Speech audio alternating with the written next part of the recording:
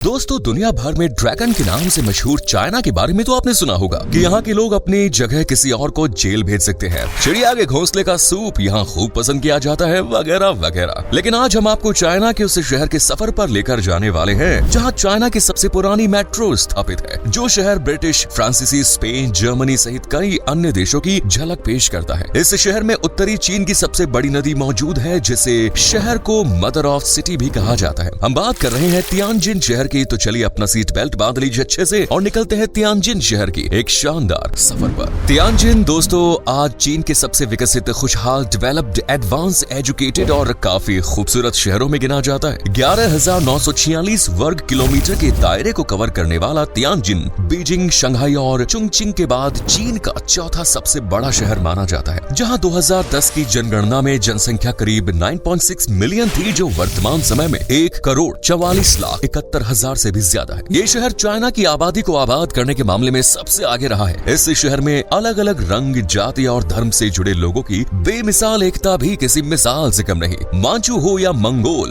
कोरियाई हो या चीनी, यहाँ सब मिलजुल कर साथ में रहते हैं। तियानजिन को 16 काउंटी लेवल डिवीजन में विभाजित किया गया है, जिनमें 13 जिले हैं, जबकि 3 काउंटी शामिल है। दोस्तों, एक समय वो भी था जब ये शहर तियानजिन नहीं बल्कि झिगू हुआ करता था। 6ठी से 7वीं शताब्दी में जब चीन के ग्रैंड कैनाल के बनने के बाद तियानजिन का विकास शुरू हुआ, तब तक इसे झिगू के नाम से जाना जाता था, जिसका मतलब होता है सीधा बंदरगाह। लेकिन फिर 1404 में मिंग राजवंश के तीसरे सम्राट ने शहर को नाम दिया तियानजिन, जो आज भी कायम है। शहर के इतिहास की बात करें तो तियानजिन का इतिहास समझना हर किसी के बस की बात नहीं, लेकिन हम आपको सीधे शब्दों में समझाते हैं। साल 1856 की बात है, जब चीनी सेना ने 12 ब्रिटिश और फ्रांसीसी लोगों को अफीम बेचने के जुर्म में गिरफ्तार किया। इसके ठीक 2 साल बाद यानी 1858 में तियानजिन के पास ब्रिटिश और फ्रांसीसियों ने टाकू फोर्ट्स पर कब्जा करने के लिए एक सेना भेजी। इस युद्ध में इन्हें जीत मिली और फिर चीन के साथ एक संधि हुई, जिसे तियानजिन की संधि कहा जाता है। इस संधि से हुआ ये कि तियानजिन को विदेशी व्यापारियों के लिए पूरी तरह से खोल दिया गया, जिसके बाद यहाँ ब्रिटिशर्स और फ्रांसीसियों ने जमकर व्यापार किया। जिसके बाद जर्मनी, रूस, ऑस्ट्रिया, हंगरी, इटली, बेल्जियम और जापान जैसे देशों ने भी तियानजिन से अपना व्यापार शुरू किया। सभी देशों ने अपनी अपनी रियासतें तियानजिन में बसा ली, जिनमें स्कूल, चर्च, हॉस्पिटल सहित लगभग हर जरूरत की चीज थी। द्वितीय विश्व युद्ध तक सब यूं ही चला, लेकिन फिर द्वितीय विश्व युद्ध हुआ और तियानजिन को इन सभी रियासतों से छुटकारा मिल गया। तियानजिन का एजुकेशन सिस्टम दोस्तों बवाल है, बवाल। इसे चाइना के सबसे पढ़े लिखे शहरों में एक माना जाता है। यहाँ तियानजिन विश्वविद्यालय, नानकाई विश्वविद्यालय, Tianjin normal university, Tianjin medical university जैसे अनेकों कॉलेजेस और विश्वविद्यालय हैं। वैसे दोस्तों, लंबे समय तक फ्रांसीसियों और ब्रिटिशर्स सहित अन्य रियासतों के यहाँ रहने की वजह से तियानजिन पर इन रियासतों का गहरा असर देखने को मिला। चेंगडू रोड को पार करते ही लोगों को ऐसा लगता है मानो वो तियानजिन या चाइना में नहीं बल्कि यूरोप में घूम रहे हैं। हरी भरी सड़कें और कमाल की कारीगरी। हालांकि साल 2000 से 2004 के बीच तियानजिन को एक आधुनिक शहर बनाने के चलते कई पुरानी इमारतों को तोड़ दिया गया, लेकिन इसके बाद भी कुछ पुरानी इमारतें आज भी तियानजिन का इतिहास बयां करती हैं, जिनमें से एक है ड्रम टावर। हालांकि इसे पुनर्निर्मित करवाया गया और पुराने ड्रम की जगह यहाँ आज एक घंटी लगी हुई है। तियानजिन को संग्रहालय का घर कहें तो ये कहना गलत नहीं होगा, क्योंकि इस शहर में चाइना के बेहद शानदार संग्रहालय मौजूद है। इनमें सबसे बड़ा है तियानजिन म्यूजियम, जो शहर के इतिहास को समेटे हुए है। यहाँ चीनी मिट्टी से बने बर्तन, पेंटिंग्स जैसी कलाकृतियाँ देखने को मिलती है। इसके अलावा तियानजिन विज्ञान और प्रौद्योगिकी संग्रहालय ये भी किसी पहचान का मोहताज नहीं है, जहाँ का तारामंडल पूरे दुनिया के संग्रहालय में सबसे बेस्ट माना जाता है। वहीं एक पोर्सेलिन हाउस भी है, जो इस शहर में आने पर पर्यटकों को मजबूर कर देता है। ये बिल्डिंग तियानजिन की सभी बिल्डिंग से काफी अलग और निराली है। बिल्डिंग की दीवारों को 200 मीटर लंबे चीनी ड्रैगन से सजाया गया है, जो पुराने चीन की ताकत का बखान करते हैं। कुल मिलाकर अगर आप पूरे चीन की आर्ट्स को एक जगह पर देखना चाहते हैं तो उसके लिए ये एकदम बेस्ट जगह है। और सिर्फ पोर्सेलिन हाउस ही नहीं, बल्कि तियानजिन में ऐसी कई छोटी बड़ी, ऊंची नीची इमारतें हैं, जो न सिर्फ तियानजिन का वर्तमान बल्कि उसका भूतकाल भी बयां करती है। सिर्फ वास्तुकला या इमारतों के लिहाज से ही नहीं, बल्कि तियानजिन परिवहन के लिहाज से भी चाइना में अपनी एक खास जगह बनाता है। ये वही शहर है जहाँ चीन की सबसे पुरानी मेट्रो होने का दावा किया जाता है। जी हाँ दोस्तों, अगर हम 1990 के दशक में देखें तो हमें तियानजिन में 2 मेट्रो सिस्टम दिखाई देंगे, जिनमें से एक की शुरुआत तो साल 1969 में ही कर दी गई थी। वहीं बात करें दूसरे की तो उसकी शुरुआत हुई साल 1984 में। इन मेट्रो लाइंस को एक अनयूज्ड वाटर कैनाल के ऊपर बिछाया गया। दिलचस्प बात ये रही कि इन मेट्रो के 8 स्टेशंस को 2001 में उस वक्त बंद कर दिया गया था जब मेट्रो का नवीनीकरण का काम शुरू हुआ, लेकिन फिर साल 2006 में इन्हें फिर से खोल दिया गया। इसके अलावा साल 2004 में सेंट्रल तियानजिन को बिनहाई से जोड़ने वाली लगभग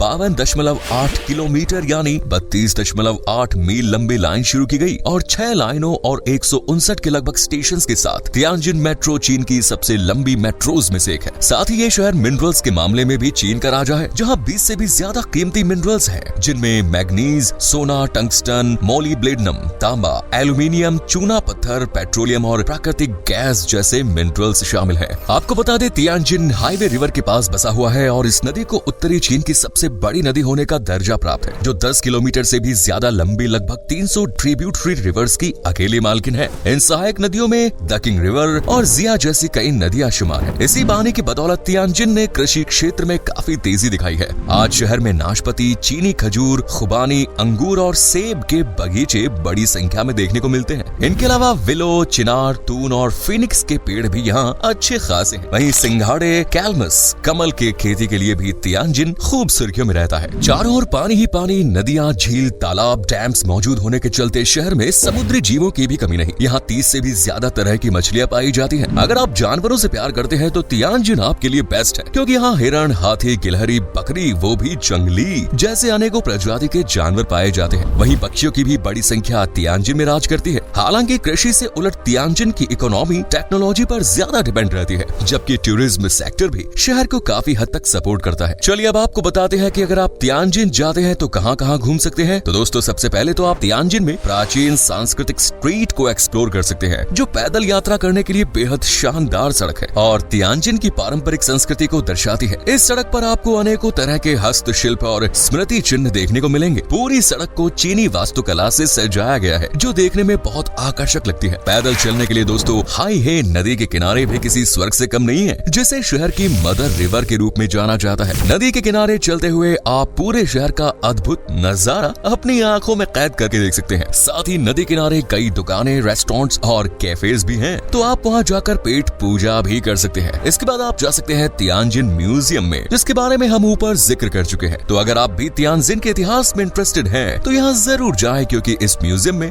2 लाख से भी ज्यादा सांस्कृतिक अवशेष और कलाकृतियां मौजूद हैं। वैसे देखने के लिए तियानजिन आई फेरिस व्हील भी किसी अजूबे से कम नहीं, जो दुनिया का एकमात्र फेरिस व्हील है, जिसे किसी पुल के ऊपर बनाया गया है। हाई हे नदी के ऊपर 48 यात्री कैप्सूल्स वाला ये फेरिस व्हील हर दिन अनेकों यात्रियों के आकर्षण का केंद्र बनता है, जिसका एक चक्कर लगाने में पूरे 30 मिनट का समय लगता है, यानी पूरा आधा घंटा। 5 ग्रेट एवेन्यू भी तियानजिन की एक नायाब जगह है, जो असल में 5 सड़कों का एक ग्रुप है, जहां 230 से भी ज्यादा बिल्डिंग्स हैं, जिन्हें 20वीं सदी की शुरुआत में ब्रिटेन, फ्रांस, इटली, जर्मनी और स्पेन जैसे कई देशों ने बनवाया था। ये तियानजिन में विदेशों की झलक पेश करती है, तो यहाँ जाना तो बनता है बॉस। इसके अलावा तियानजिन बिनहाई लाइब्रेरी भी किसी से कम नहीं, जहाँ 1.2 मिलियन से भी ज्यादा किताबें रखी हुई है। ये लाइब्रेरी अपनी बुक्स से ज्यादा इंटीरियर के लिए पहचानी जाती है, जिसका डिजाइन वाकई अद्भुत है। आज ये तियानजिन में सबसे ज्यादा विजिट की जाने वाली जगहों में से एक है। सब कुछ घूमने के बाद तियानजिन के लजीज खाने का आनंद भी ले सकते हैं आप। शहर में सबसे ज्यादा पसंद किया जाता है नॉनवेज फूड, जिसके दीवाने आपको चप्पे चप्पे पर मिल जाएंगे। चाइना के दुबले पतले लोगों को देखकर आप ये बिल्कुल ना सोचे कि ये खाना